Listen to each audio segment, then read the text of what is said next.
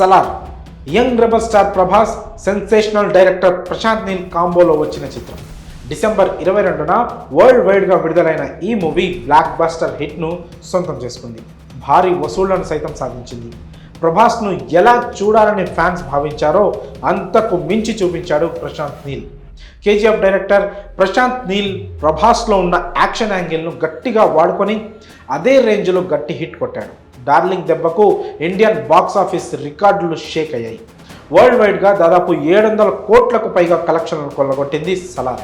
ఇక థియేటర్లలో మిస్ అయినా చూసిన వాళ్ళు కూడా సలార్ ఓటీటీలోకి ఎప్పుడు వస్తుందా అని ఎదురు చూస్తున్నారు. అలాంటి వారికి good news, Salaar OTT release date fix అయినట్లుగా తెలుస్తోంది. ప్రముఖ OTT platform Netflix Salaar digital హక్కులను దక్కించుకున్న విషయం తెలిసిందే. సంక్రాంతి పండుగను పురస్కరించుకొని నెట్ఫ్లిక్స్ సలార్కు సంబంధించిన పోస్టర్ను రిలీజ్ చేసింది. అందులో త్వరలోనే తెలుగు, తమిళ్, మలయాళ భాషల్లో స్ట్రీమింగ్ అవుతుందని పేర్కొంది. దీంతో స్ట్రీమింగ్ డేట్ ఫిక్స్ చేసినట్లుగా తెలుస్తోంది. అగ్రిమెంట్ ప్రకారం రిలీజ్ అయిన 45 రోజుల తర్వాత అంటే ఫిబ్రవరి 9న ఓటీటీలోకి వస్తుందని తెలుస్తోంది. అయితే ఒకవేళ ఈ డేట్ మిస్ అయితే 9వ తేదీ లేదా 16వ తేదీన స్ట్రీమింగ్కు రెడీ అవుతున్నట్లు విశ్వసనీయ వర్గాల సమాచారం.